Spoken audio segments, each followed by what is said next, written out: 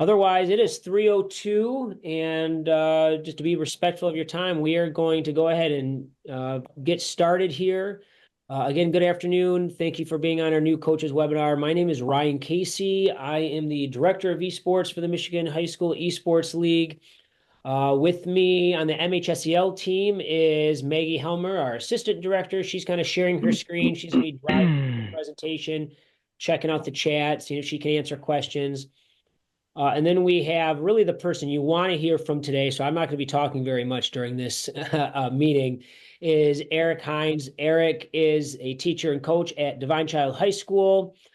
He's been coaching esports for quite a few years now. I'm sure he'll talk a little bit about himself, but they have a great program there. Eric has been a great person to collaborate with in the Michigan High School Esports League and just growing the esports ecosystem in Michigan, Scholastic Esports for high schoolers and now middle schoolers. Eric sits on our advisory board, so he's just one of these great dudes that it's an awesome resource to have to pick his brain, ask him questions. He's so helpful connecting and sharing with others to help folks out. So, Eric's been doing this new coaches webinar for us for couple of years now, actually. And so we appreciate his time, and he's trying to think of different ways we can tweak this presentation and make it better and get you guys all the info you need so you can, if nothing else, just feel pretty confident, a little bit of peace going into the season. But you have all our contact info there. So at any time, email, cell, Discord, Twitter, all that type of stuff. You can reach out to Maggie or myself. And again, real specific questions about coaching, Eric is probably the best person you can ask about that. So. Please definitely reach out to me. As you'll find out in this seminar, I love talking, and I will just continue to talk. So do me the favor, ask me the questions. It'll give me a chance to talk, meet new people. It'll be awesome. So as we are getting started here, if you can just kind of introduce yourself in the chat, we will absolutely be able to unmute and ask some questions along the way. But if you can just share after you introduce yourself, something you're hoping to learn, or what, maybe just tell us a little bit about your experience with esports or coaching in general. So I know for me, before I got into esports, I coached basketball for 20 years. I still coach basketball. So I'm not an esports coach, but I love working with kids and providing opportunities for kids to be successful. And so that's why I really enjoy my work with the Michigan High School Esports League. So, and for those who are just joining us now, we're just kind of going through some introductions in the chat, kind of setting the stage for what we're going to be covering. And I'll talk about the agenda while folks are still typing in the chat here. Myself, I actually had zero background in traditional sport coaching and have picked everything up while attempting to coach for esports. And the amount of overlap, though, I've discovered in talking with Ryan or just reading up on the material, a lot of this stuff transcribes back and forth. So if you got the athletic end or traditional sports coaching experience, a lot of that's going to transition over for you. That mentality piece, the standards piece that we'll talk about later, you'll be ahead of the game. Oh, we already got a basketball coach. Yeah, there we go. All right, Orlando, very good.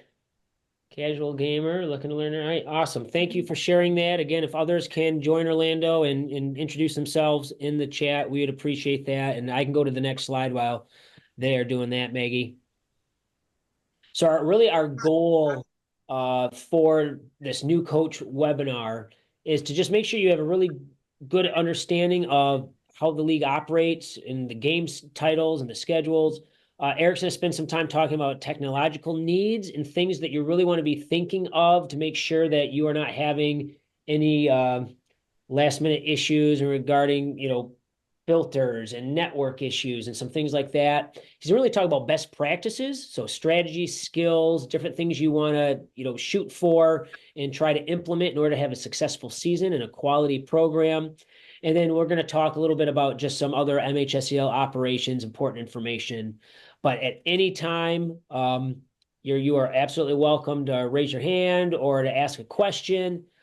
throw something in the chat. And as I mentioned before, we will give you the slide deck because the slide deck will have a lot of links built in that'll take you to rule books and instructions and helpful resources and videos, all that good stuff. So I see we've got Benjamin from Holly Middle School is on as well. Awesome. Thanks for being here, Ben. So again, go ahead and continue to throw something in the chat. We're going to move on to MHSEL basics. So we actually had our largest season last spring. I'm excited to see how many we get this fall yet, but we operate 2 seasons. We're preparing for fall 2024, but our seasons are not dependent on one another. So we have a lot. Typically, our spring is our larger season. I think just because the start of the school year, it takes some schools kind of a while to get their coach in place, their teams figured out. So typically, our spring season is larger, but we do run 2 seasons. We're starting the 2-week preseason tomorrow, right? This week, starting tomorrow. So that's happening. That's a great opportunity to figure out what your A or B teams, make sure all your technology is working correctly. We'll roll into an 8-week regular season, which does include a bye week. And then anywhere from 2 up to 4 weeks of a postseason tournament should you qualify for playoffs. And you can see our heat map, very condensed over there in Southeast Michigan, growing in the Grand Rapids area. And we are expanding into other kind of rural areas in Northern Michigan, which is awesome to see as well. Can I jump in on this one, Ryan? Absolutely. Awesome. So it says our 2-week optional preseason matches. Yes, it says they're optional. If you don't do those at all, your week 1, you're going to end up in the queue system just to get everything balanced out and get a ranking for you. So I recommend taking a chance at either week 1 or week 2, getting in there and doing it. Also a really great way to figure out if your technology is working as expected. So you really don't want to find that out in week 1 or week 2.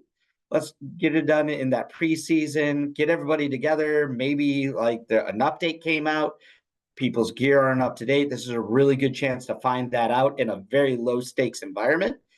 It also gives your students a chance to experience the game in a competitive setting outside of the state of Michigan. These preseason matches generally picked from the entire Playverse network. So it'll be Indiana, it'll be Ohio, Georgia, Alabama. So you get to test out, the students get that vibe, that feel of what it feels like to play while just in a very loose, no stakes environment. Absolutely. And Bob, we're going to talk about that. Bob mentioned just about making sure you're not going to spring a last minute need on your IT administrator the day before a match or on match day. And that is something that Eric will be talking about. But thank you for sharing. Just a reminder of some of our key dates. I know we have high school and middle school folks on this webinar today. Registration does close for the fall season on the September 20th. And it's a Friday. Remember, our preseason starting this week goes through the 20th. Our regular season, week 1, will kick off the week of the 23rd. The regular season is going to end for the high school on November 15th because then playoffs are going to start the following week, roughly around the 18th. Middle school, the fall is just a scholastic season. It's new. We're just trying to onboard as many people. So they're going to just kind of have a regular season that'll run a little longer, no playoffs, no championships. That's why those dates are a little different. That'll be different in the spring, and we'll talk about that at the new coach spring webinar. Otherwise, our high school playoffs, for at least the games we're going to showcase in person, will be on December 7th at Michigan State University. Again, that is an in-person state championship. We require you to participate in person. We will have the decision in terms of what games those will be. Usually between week 1, week 2 of the season, we will have that information to you. Next, Maggie. Again, this is just a nice little screen that shows the dates for games for high school. Reminder, these games will never change days, right? So if it's NBA 2K and it's Wednesdays, it will remain on Wednesdays. Eric will, if you have any questions, if you are brand new to this, you aren't familiar with any of the games, feel free again to ask questions along the way. Eric can explain some stuff. We have links to all the different rule books for each one of these games. The nice part is your kids know these games like the back of their hand. So they're going to probably teach for some of you who are, not as familiar. They'll be able to really explain it and that sort of thing. So, and again, games start at 4:00. If you're a school that gets out early and you happen to reach out to the other coach from the other team and they are a school that gets out early, there's nothing stopping you from starting early, by the way. I know we get that question quite a bit. Otherwise, the expectation is, though, that games will start by 4:00 then, is the goal. And just to pipe in, that is 4:00 Eastern Standard Time. I know in Michigan that we do have 2 time zones. So just as a reminder there, and as something fun, we did have 3 game titles just added recently for this fall season. So it's been a lot of new and exciting news for us. So we now officially offer it's 13 game titles for high school, which is awesome. And that makes us the league that has the most game titles offered in the state.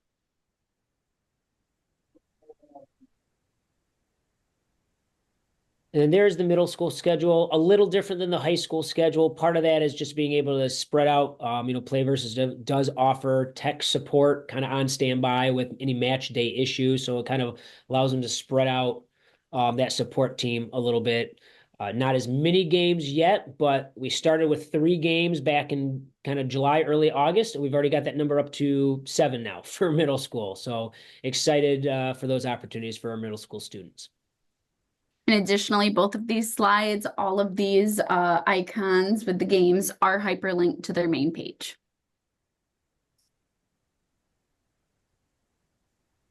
We also have a unified league, and we work with the Special Olympics of North America, as well as in Michigan, to offer the official league for unified esports here in Michigan. We have quite a few local stories, as well as some national ones.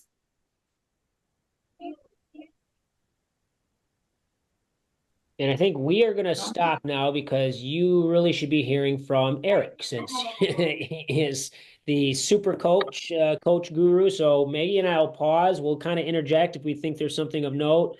Watching the chat. Again, you are welcome to unmute and ask a question as well. Eric, the stage is yours, sir. Take it away. Awesome. As Ryan just said, at any point, if you have a question, or if I'm moving too fast, jump in, just let me know what you need, and we will definitely accommodate you and get that for you. As Ryan said, I've been doing esports for as long as I can actually remember. I was putting together Smash Brothers tournaments in Centerline. I think I accidentally hosted the first ever inter-school Smash tournament back in probably 2015. No, maybe that was 2014, when we had a first robotics competition going on at the same time that I was hosting my Smash event, and some of the robotics kids just showed up and started playing Smash with us. So I've been doing this a really long time. I love talking about it. So if anything's not covered in this presentation and you're really interested in knowing, please reach out to me. Email, Discord is awesome. I'm always up on that. Lunchtime preps, shoot those questions off. Love to answer it. Ryan and Maggie put together this amazing game info. I love the color this year. This one here hangs up in my esports arena. My students tell me it's a closet. It's big enough for everybody to barely slide into their desk, but it hangs up in the arena, especially for the first 2 weeks as we're getting our practice schedules together, getting our game day information together. This is just used for me to decide which equipment is going where. If my Rocket League team needs to practice at the same time as my Overwatch team, what systems can we use to accommodate all of our players together? So this is a nice one to hang up in your arena or in your workspace, just to know, okay, this is a PC only title. This one we can do on console. Maybe you can even split it between the two depending on your resources available. Awesome. The next slide over, our next two actually are another hyperlink style document. We have our rule books. Whatever title you are going to be participating in this fall, I cannot recommend enough in these rule books a read over just so you get comfortable with the expectations on game days. For esports, unlike traditional sports, our rules are dictated by a computer system and it's really hard to break them. I don't think we have any titles currently with any massive glitches that you would have to worry about, but it more is a primer on before a match starts. What are students allowed to pick for characters? How do map bans work? Those kind of pieces. Or if a disconnect happens, which especially in our first couple of weeks as the technology pieces are coming online and into play, you're going to experience that. Or as we all know, we live in Michigan and it's about to be weather season. So how do we accommodate snow? How do we accommodate rain? If you live in an area like me, the wind blew and your power went out. What do you do now? Those game day rules cover all of those pieces for you.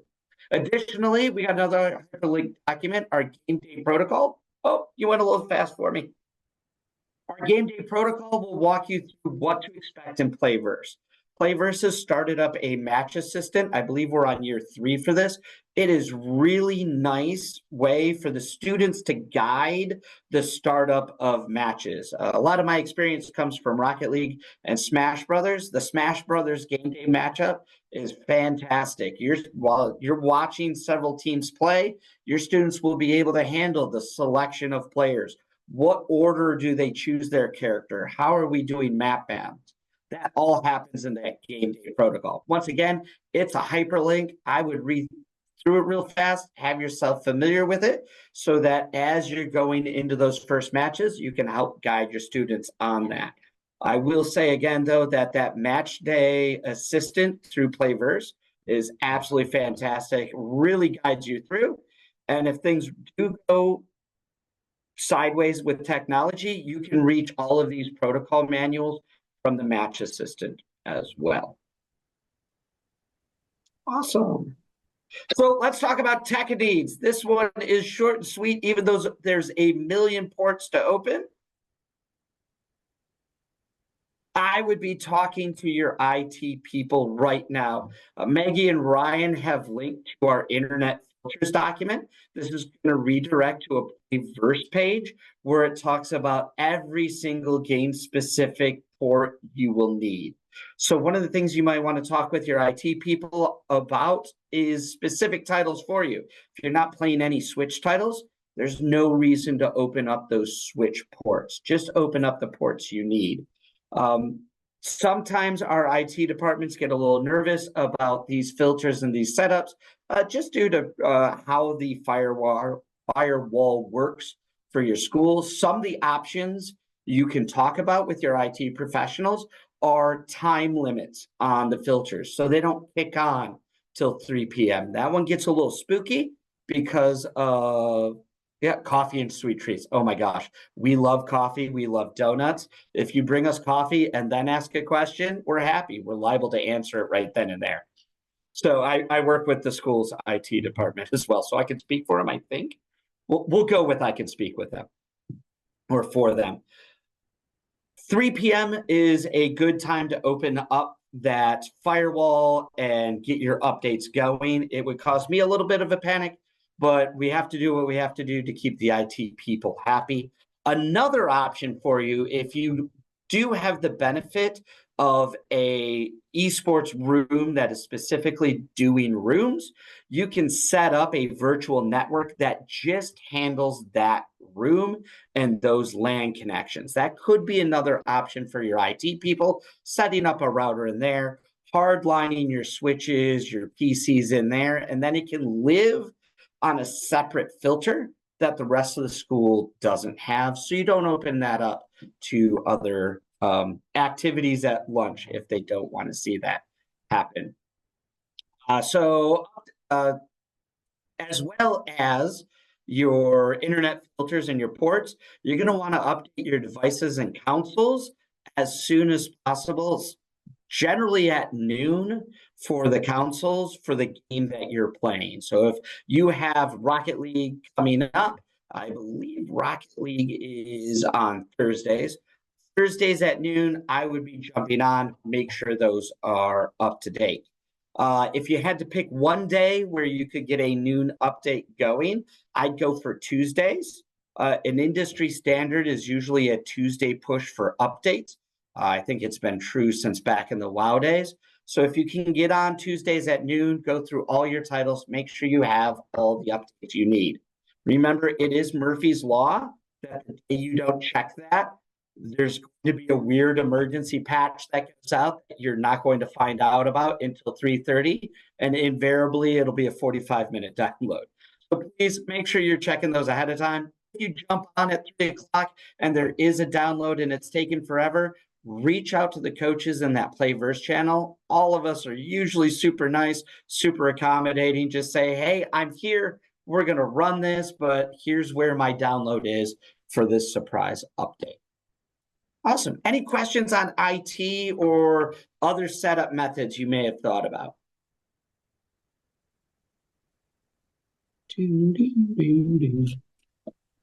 Feel like I'm in my classroom. I'm going to play the Jeopardy waiting time music. And I can't sing. So we're going to save myself and Maggie the embarrassment. We'll fly it on. Track expectations. Your students are going to have a lot of skill in the tech space. And I will recommend in a couple slides from now, giving them responsibilities and giving them captain roles to handle some of your tech issues. But as the coach, you still are ultimately responsible. You should be double checking your rosters. Do you need to make a substitute? Did a student go home at lunch? You need to be ready to shuffle those individuals in. You also want to be making contact in that Playverse channel a minimum of an hour prior to your game time. So if it is Thursday and we're playing Rocket League at 4, no later than 3 p.m. should you be in that Playverse chat saying hello. As Ryan just said, I have a habit of starting on Mondays because Playverse does unlock all of your matches on Mondays. I have a habit of jumping into the Playverse chat and just saying hello, introducing myself. Do we have anything that we're expecting to cause us any issues? Like, oh, there's some bad weather coming up on Thursday, just to make everybody aware of where you're at and just keep that friendly conversation going as well. Communication is a big thing that I'm going to hit a ton of times in this talk, this speech, whatever we're going to call it. The more we're communicating with each other, the more we get to know each other, the more accommodating and understanding we can be. And it helps build those relationships. So get in there, talk to your fellow coaches. I'm generally bouncing between 4 or 5 titles at a time, so I know the stress behind that. But just reach out. A simple hello goes a long way for making everything a whole lot smoother. Once again, if you look to the left, we have our Playverse rulebook and game day protocol link. This one won't go to game-specific titles, take you more to a menu that you can pick your game-specific titles from. Awesome. And we'll go next. So this started as my top 10 ideas, and I realized I was repeating myself a lot. So I'm down to my top 6 things that I really wish somebody had told me on my first year as an esports coach, just so I would have had hair by the time I got here into year, I think this is 5 or 6 at this point. The beard's gray, the hair's gone. If I had known these things, it would have saved me a little bit. So let's look at number 6. Esports changes rapidly. I came into esports way back in the Xbox days, Xbox 360 days. I was a Halo 2 player. I was not really good, though I wanted to be. If I look at today's esports landscape, Halo's not even on the charts. And that's over a long period of time. Just in the last 5 years, we've seen League of Legends go from the top esports title in the state of Michigan, where you couldn't get enough spots for all of these teams to play, to League of Legends is now to a regional title. And I think we maybe have 5 teams. Ryan can speak to that one a little more. I think we have at most 5 League of Legends teams here in the state of Michigan. Last year for me, I had in the fall a 2nd place state runner-up in Smash Brothers.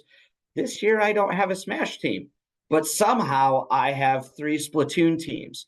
So just be prepared as a coach, as a director. What you have and the titles that are going to be represented are going to change rapidly for you. What you have this year is not even what you might have next season, and that's okay. The players will come and bring that skill set with them. So just be ready to be agile and nimble and change what titles you're offering. We all have that sacred cow that we just don't want to see let go. For me, it was Smash Brothers, and this year's just gone, and that's all right. Number 5, know your limits. I came sliding into the end of last season sideways, like there was burnout stains. My hair was all a mess. It was a heck of a season. Know your limits. Don't bite off more than you can chew, especially in your first years. Bigger is not always better. Offering every single esports title that MHSEL offers in your first year is probably biting off more than you can chew. Offering esports to 100 kids at a time, or thinking you got to have that many kids to have a successful program, that's a lot of people's schedules, a lot of equipment you need to have. It's a big stress for you as well. Take yourself in a small group that you can handle as far as your schedule is concerned, and do your best for that group. And as you get comfortable in esports, grow out. Maybe that means for you that looking at your esports applicants, you have a lot of Overwatch players. Maybe Overwatch is your title this year. Maybe you think you can handle 2 titles. Maybe you got a lot of Overwatch players and a lot of Splatoon players, and that works for your equipment. That's a great place to start. Trying to do it all at once or trying to grow it too big, you're going to end up really stressed on game days as you bounce from room to room. So start yourself with a manageable size and keep growing.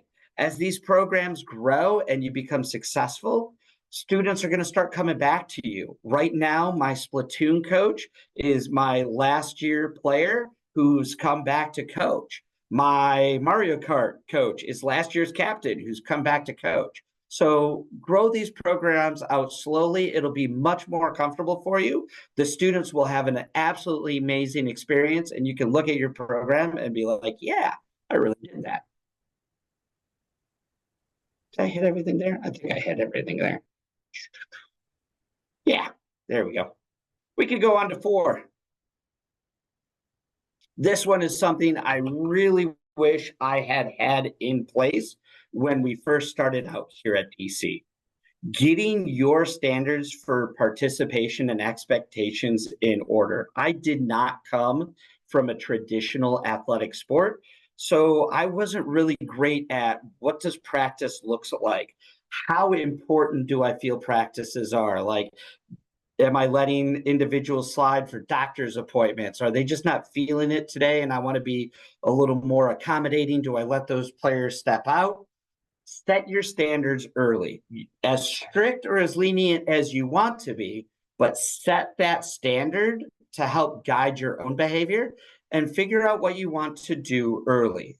A really great thing to do is set down and figure out what your mission statement is or what your core ideal is. For us here at DC, it's dedication and growth as players. Every time a new player comes in for DC, I ask, what other obligations do we have? Because we're a small school.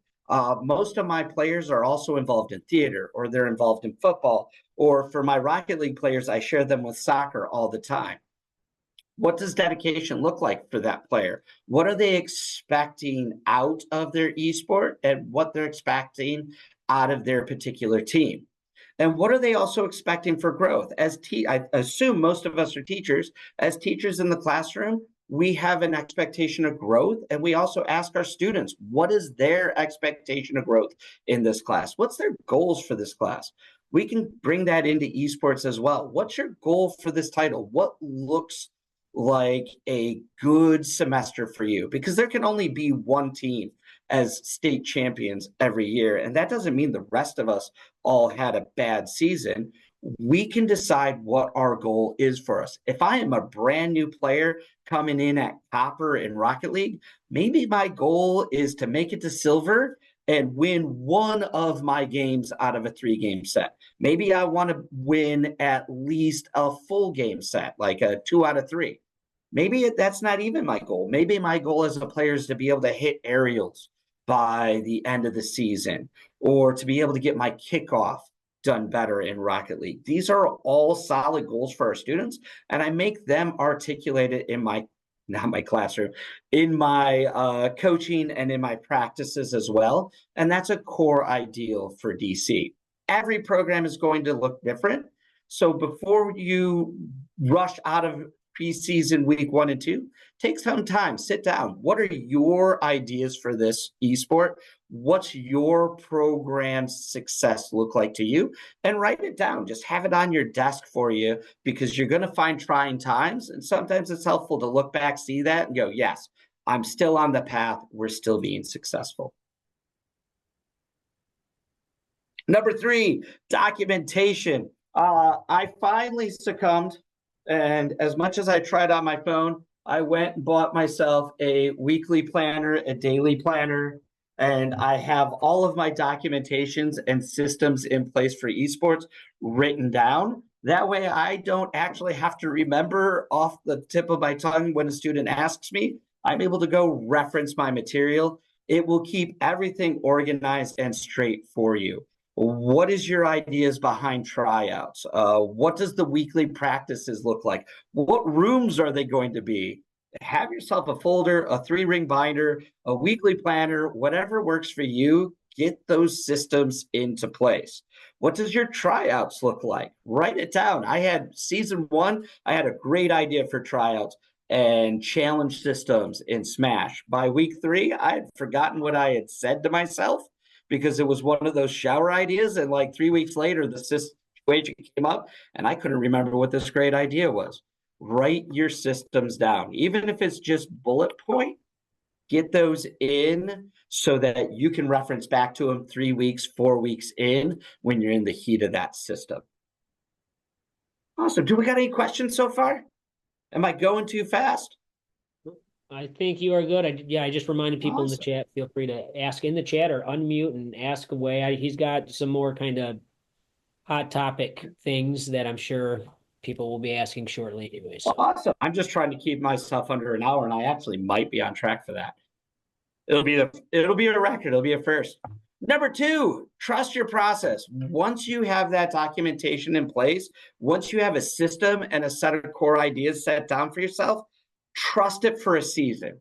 You're going to get to that 4-week mark. You're going to get to that 5-week mark. You're going to feel the stress. And man, it'd be nice just to, cheat your own system a little bit. Trust your process, trust your system, at least for the season.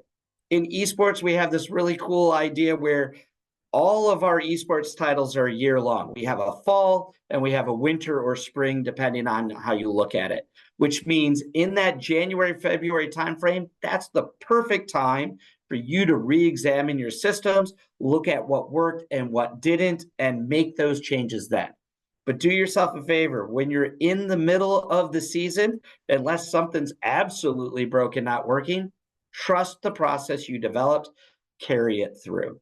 Also, don't be afraid to ask for help or support. We have an awesome Discord coming up, and I think Ryan's going to drop a link into it later if you're in the chat later, if you're not already a part of it.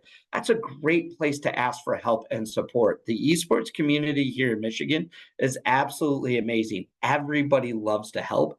Everybody loves to talk. We want to see everybody succeed. So jump in there, ask your questions.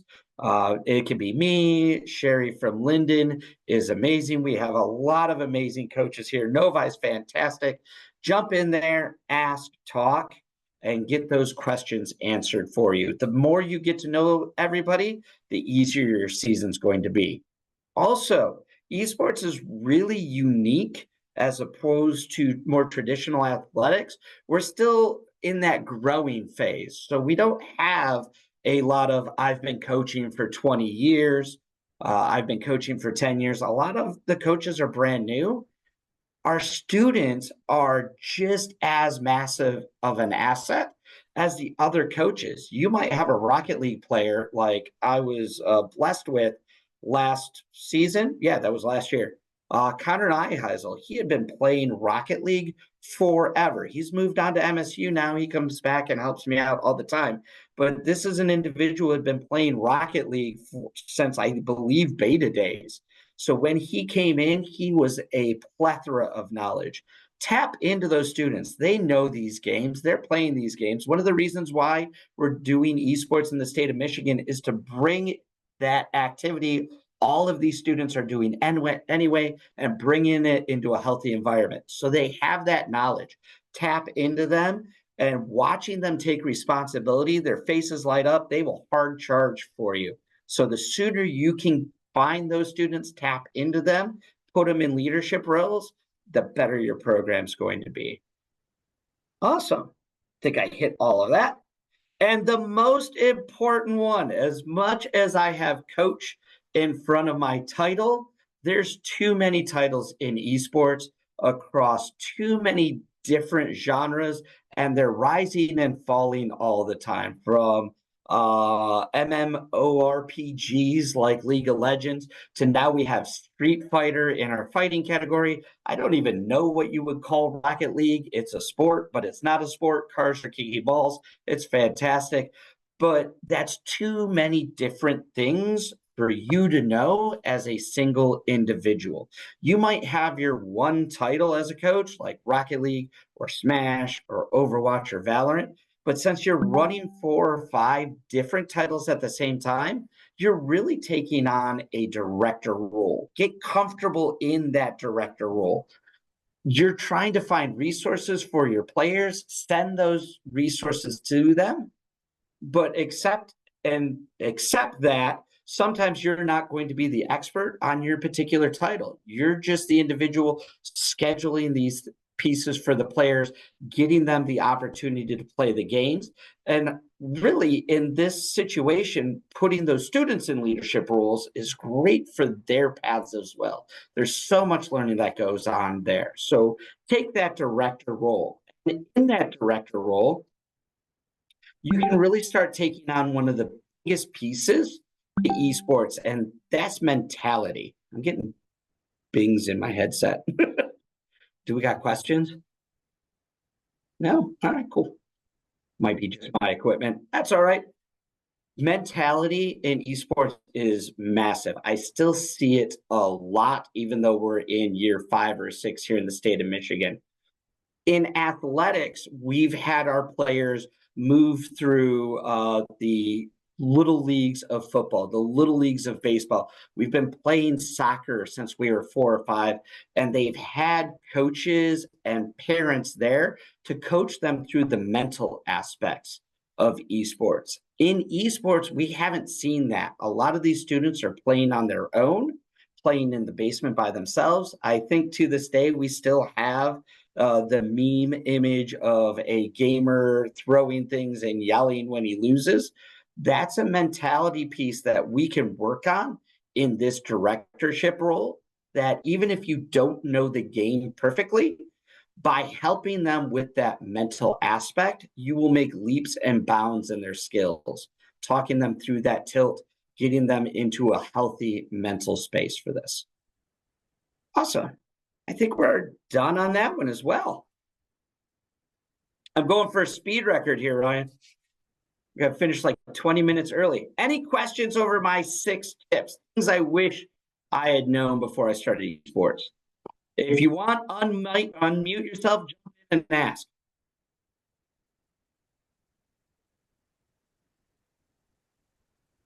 Doing that wait time thing again. I just had a quick question. This is Orlando Watkins from Detroit, Cody. Hey, Orlando, how you doing? Good. How are you? I I'm saw fantastic. the verses when looking at the games like NBA 2K and Madden. They say PS5, but I noticed on the slide that you had PC and Xbox. Are we able to use the Xbox as well with those titles? Let me double check. Go back and see that's an error. So that one is, it is supposed to be on the PS5. with the PS5 version of the game, I believe. That's a new switch. They had been letting people use the PS4 or PS5 for the last year or so. But at least for NBA 2K, I thought specifically it should be PS5. Yeah, they've moved up to the PS5 models. So you can Okay. still, I believe it's still crossplay for PC and Xbox, at least for Madden. Yeah. Okay, But so I instead of could use the Xbox Series X or S as well. yes. Yeah, because Yeah. it's an equipment thing for us getting to school to buy. They've gotten me a PS5 and 5 gaming PCs, Excellent. but you know, I have multiple kids that want to compete in Madden. Of course, this is Yeah. so okay. Can you guys see my screen? Sorry, I just pulled Yep. up the website. Okay. Yes. So Madden and then here, 2K. Believe that also has the same thing. Okay, great. I just don't Xbox is a little, I can go out myself and get a couple of used Xbox series. So the price point is a lot better than the PS5. So yeah. And I think that is a recent change this season as they moved up to that PS5 upgrade. Talking to the Playverse people, because I know that a Switch change is on the horizon as well. They tend to hold 1 year from release before they switch over. thank you. You're welcome. Anybody else? Cool. All right. So additional coaching tips. 3 roles you really have as a coach: responsibilities, management, and communication. Responsibilities, that's your scheduling of practices, games, additional tournaments outside of just the Playverse realm. We have a lot of tournaments coming up. I host one called Sanctum, usually in the March timeframe. Ryan just ran a Thumb Rocket League. What was the title on that one, Ryan? I think it was a Thumb Area Rocket League Showcase or something like that. Awesome. It's the Big Thumb tournament. Big Thumb. The Big Thumb tournament. The West Coast side of the state is now having their own events as well. A lot of the colleges are doing high school based events. Lawrence Tech is doing one here soon. Get those opportunities out there for your students. Being able to put them in front of those coaches and getting them the experience is just awesome for them. That's really where their growth is going to come from. Tryout method also falls under your responsibility as a coach. I personally do a tryout method where I form teams together, have them play while one person is outside literally coaching the team. What I'm doing is looking for those interactions from the players in a positive, healthy light as well. Can they talk each other through this game? Then I start mixing those players up. I don't necessarily always take the top players, like this person is awesome, this person is awesome, this person is awesome. Here's my Rocket League team. I'm looking for them to not only have skill on the play field, but how do their interactions go as well? Do I see that gel? Do I see those healthy dynamics? That is up to you on how you want to choose that out. But I do suggest that under that directions and systems piece, have that written down, have that planned out. You also have that tech operation under you. Are you up to date? Are all your consoles there? Do you have backups? Like if you have 5 gaming PCs, do you run 4 people? So in case something goes wrong, you have a backup? Or do you like take the risk and run all 5? Also, you have management. This is specifically in players' behavior. By just setting that expectation and talking about that expectation, that goes miles for your students. If you're upfront with them on what your expectation for their behavior is in the seat, you've done 75% of your battle. The other one is solved by just your presence in the room. One of the setups I have, especially on Tuesdays, I believe is my big day this year.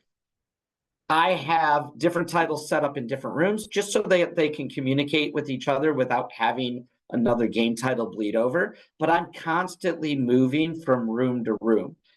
Being there, just having that adult presence in the room where they know you are there, does that last 25% on getting those behaviors on board for you. So I understand that there might be days and situations where you're like, we could just do this from home. I got this going on, or the school's having these issues. Recognize that when you branch out into those kind of conditions, then you really have to step up your interactions with your teams to make sure those player behaviors are in order. And lastly, I know I've harped on it a ton. Communication is key. Start talking to everybody as soon as you can. Jump in that MHSEL Discord, say hi, communicate with everybody there. On Mondays, jump into your Playverse chats. Just give everybody a hi. The faster we get to know each other, the smoother those game days will be. Also, it makes it easier to have grace when something does go wrong on those snow days, on those rain days, on those kid is rushing back from another event. Can you give me 10 minutes? The better we get to know each other, the more apt we are for those pieces. Also, under communication is monitoring your players' communication. Let them know that as the coach, you can see everything they're talking about in that Playverse chat and that you'll be keeping an eye on it. All right, next slide. Practices, same as any other sport. These are massively important. Pick a day that you want to run practice and stick to it. If things really go sideways where you have multiple players that can't make it due to a soccer game, have yourself some leeway there. But the more you stick to set days and times, the more apt the students are to follow you on those days and times and stick to them themselves. Additionally, just like soccer, just like traditional sports, there's drills that you can be going through during your practices. So practices aren't just all 5 of your players jumping on, finding a game and going and playing.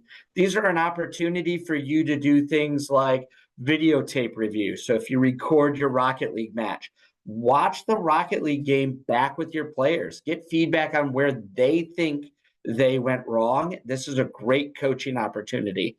Additionally, set up drills. Smash Brothers, Rocket League, Overwatch all have training situations or training modes where you can set a standard. Hey, we're going for headshots only here. We're doing aerial shots only, or no aerials. We're doing all ground balls in Rocket League. Set those drills up and make those part of your practice. The way I tend to set up is I start with a video review on my practice day, especially for Rocket League. That takes up about a third of my time. We identify things we want to work on as a team based off of that video. We then go into a drill situation where they're working on just raw mechanical skills for a third. And then the last third of my practice, we jump into games, focusing solely on what we saw in the replay review and those skills. It's not about winning that practice game. It's about working on those skills. And in fact, I tell my players that I don't care if they win one game during the week when they're queuing up for Rocket League. Like, I don't care if you're losing all of those. The queue up during practice, that's the time to lose. That's when you're learning, have things to build on. The days we want to bring our A game, that's game day. Awesome. Game day, player attendance. This is something I've had to work on a lot. I'm asking my players to arrive at least 15 minutes early and start getting warmed up. Sometimes 30 minutes is even better. Set the standard. I realize game time is at 4 o'clock. Tell them to get there at 3:30. Tell them to be set up at 3:45. This gives them a warm-up, keeps them occupied while you talk to the other coach and gets things set up. Esports is a competitive sport, and at the high levels here in MHSEL, it gets very competitive. So we really should treat it the same way we treat a baseball game or a soccer match or a volleyball match. It's competitive. You wouldn't just show up at game time for soccer. So let's do the same thing in esports. Lastly, social media. This is a chance for you to create your own story. This is how we can get our parents involved. We still have Twitch listed on here. I've broken away from Twitch. I use YouTube more, but whichever social media avenue works best for you. Broadcast on Twitch, broadcast on YouTube. It's a great place for your parents to watch those pieces. It's also a place you can direct rest of your school to watch your players. Since you're starting out small with 1 or 2 titles, if your players are, or if your school community is watching these systems, whether it's Twitter, Twitch, or YouTube, that's going to get them excited to join your program. They're going to want to jump in. And maybe this spring, you can add a new title. Maybe a year from now, you can add 3 or 4 new titles. You can do that by jumping into these social media pieces and creating that. Awesome. I think I'm done here. Nope, we got hot topics. No, Ryan, are you taking over hot topics? I forgot. Let's go to the next slide. Let's see if maybe we Awesome. can teamwork it. Yep, there we go. Yeah, we can teamwork this. So we do work with an apparel partner called Esports Gear, which is really cool. So essentially, if you would like to get some jerseys designed or hoodies and hats and all sorts of good looking items, this company will actually have you work with a designer. They will then send you a sample to make sure the quality and the colors and all that match up. And then if you approve it, they'll help you set up an online store. So not only can you order items for yourself and for your new batch of kids that come in every season, you can actually send a public link out to family and friends and peers, and you can actually charge a little more and make some money back for your program, which will go into, I know we have some resources talking about fundraising later. So it can be a lengthy process just because you're working with a designer and submitting different drafts and waiting for a sample to get ordered and then, actually ordering it, waiting for it to be shipped. So it'll be something you definitely want to look into the first couple weeks in order to have them ready at some point still that season. And there's a link in there that walks you through. The company really operates a lot of it out of Discord, believe it or not. They can do it via email, but Discord actually is more efficient. And so another reason why you want to be on Discord if you aren't already. Eric has talked about forfeits and best practices to make sure that we aren't forfeiting. We do have a pretty high threshold for getting all of our matches in. I want to say we're at 90 something percent, but and it still is incredibly frustrating when your game is supposed to start at 4 and then something happens, and now it's 4:29. And somebody goes, oh, it looks like we might have to forfeit. This kid didn't end up showing up, or he's not going to be there, or she's not going to be there from work yet. And so it's like, if we know those things ahead of time, let's communicate. You might be able to reschedule it ahead of time. So just be mindful of that, please. Usually the smart scheduler will help figure that out. The people who aren't getting their games in will probably be lined up against others who probably aren't getting games in as well. But make sure that you're holding kids accountable. The football game does not start because the quarterback's running late. They don't hold the start time right back. So this should not be the same, or excuse me, this shouldn't be any different for esports. So we've talked about scrimmaging, the importance of that, budget and fundraising. Eric will talk about this all the time. Different setups does not equate to better performance necessarily, just because you're dropping more money into something. It's okay to experiment with different things. We heard Orlando talk about getting some used equipment from GameStop and other things like that. That is smart. And we have some ideas actually on the next couple slides. Maggie, if you want to move on to that. There's a lot of different things you can do. We have some schools allow kids to bring them in from home. Some go buy used ones. Some will hit up local businesses just like you would do for the volleyball team, right? And say, hey, we are looking for some sponsors, some people to make donations to our program so we can buy more equipment or update equipment or afford jerseys. And so there's a lot of options with that. Play Versus does offer a Nintendo Switch and a PS5. I just found out about this, a PS5 program now too, where you can potentially get a free Switch or a free PlayStation PS5. And so as a new school, you have all probably been working with Eric Suter from Play Versus, different Eric, not this Eric, we have here. Not me. So if you hit Eric up with an email and just say, hey, is there any left? Because it's kind of like a, not quite first come, first serve, but similar. He might be able to get you one of those. Some schools charge a fee to participate. I'm not saying it has to be a lot, but if you want to play, I know I just paid $25 for my middle school daughter. That covers any sport she wants to play all year long at the middle school. You could institute something like that. So just some things to be mindful of as you're trying to figure out some ways to financially be able to support your program. And there's a lot of different creative things you can do, do bake sales and working different other sporting events in person, having booths out at different events. I actually do have a letter. I think it's on the website. I have a sample fundraising letter that you can use to like hand deliver to businesses in your community that explain the benefits of esports and what you're trying to do with securing funds. So just a couple of fundraising ideas for you there. This year I'm trying stickers through, I think it's stickeru.com. I ordered a bunch of stickers for like water bottles. That's the big thing right now. And I'm going to try to sell those, and maybe I only get $100 out of it, but that's $100 I didn't have before. All right. On the next couple slides here, again, the Discord, and that link should work in there when I send this slide deck out. If not, well, I had it copied earlier. I've copied stuff since we last talked, Eric, when you said I had a link. So I'll go back on there right now and copy it. I'm going to drop it in the Zoom chat. And while he's doing that, we do have a couple how-to documents that some of our college interns over the past couple of years that we've had at MHSEL have put together just to make it a little bit easier for you as you are learning all of these new systems. It is a lot to take in. So we try to make it as easy as possible for you. So there are resources in these slides as we go through. We won't go through every single resource, but know that these slides are available to you with links. And I will say, go ahead, Eric.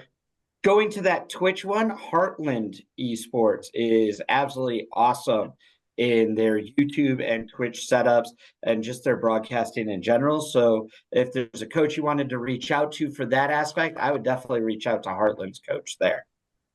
Yep, good suggestion. I was just going to say on the Discord. So I was pretty new to Discord a year or two ago when we started the MHSAL Discord. I've grown to find that it's more efficient than email. It really is. I just leave a tab open on Discord. To me, it reminds me of like a more advanced early 90s HTML message board. Really, it's faster, but that's what it reminds me of. That's just me. ICQ's back. Yeah. So it is just a much more efficient way to get information, ask a question, get an immediate answer without flooding your inbox. So just something to think about. I know nobody wants to have like one more account or one more login or one more platform, but I think it's worth it in my opinion. So next one, Maggie. And then there's more links here with the MHSEL website, has a ton of resources that Maggie kind of oversees. I really appreciate if you are on X or Twitter to follow at the MHSEL. If you follow and we follow you back, I love liking and reposting and sharing all the amazing things you guys are doing. Eric mentioned earlier the importance of telling your story. I am a former high school principal, by the way. I can't tell you how important it is to be able to, especially going back to fundraising and other things, let people know in your community all the good things you are doing for these kids. Typically, these kids who haven't been connected to their school community before, right? You're going to have a whole new group of kids wearing school spirit wear and school colors for the first time probably in your program. So let them know what you're doing at events. And like I said, I like to reshare that information out. Anything we can do to change the narrative of video games are bad and kids are just playing video games till 4 a.m. and there's no benefit, right? We are trying to change that narrative, and we have been, and it helps when you guys are sharing your story about the positive contributions you're making to esports. So, and I think the last few slides, we are at 4 o'clock exactly. These are just links. So just know as Maggie's kind of scrolling through these slides, each one of those items is a link to some sort of resource. You've probably seen them before if you were on our Esports 101 webinar, or you might have seen these in the Play Versus dashboard or on the Play Versus website or our website. So just know the last few slides here are all really resources and links. And you want to just double check and click through a couple, just go through the next couple slides, Maggie, to make sure. Yep, I'll go through the next couple slides so that they can see them, but I did want to highlight one on here is the esports roadmap for our new coaches.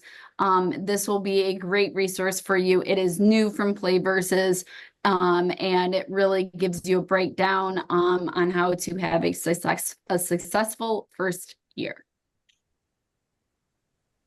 flick through the last couple slides. Yeah, just kind of talks about on the dashboard where you can go to get some of these resources as well. We have some additional emails of some of our super coaches.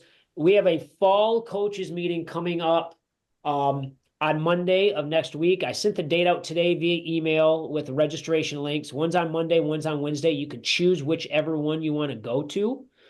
I think going forward, starting next spring, we'll probably just keep the new coaches on that call a little longer after to ask, to cover some of this stuff so I can save you guys from too many Monday meetings. So I apologize for that. But it's going to be a good opportunity for us to learn who the advisory board is, who are some other coaches you can connect and network with to grow your PLN. We're going to talk about some focus items for our league this year and kind of the experience we want to make sure students are having to be successful. Otherwise, Maggie's going to pull up our contact information here. I think it's on the end one more time. We're going to hang out for a couple minutes. If anybody has any questions, now would be a great opportunity. I know it's 4:02, so you've got to get back to practice or tryouts or other responsibilities for work or family. So if you got to bounce, go ahead. We got this recorded. I'll send it out. Otherwise, I'm going to hang out for a couple minutes and see if we can answer any questions.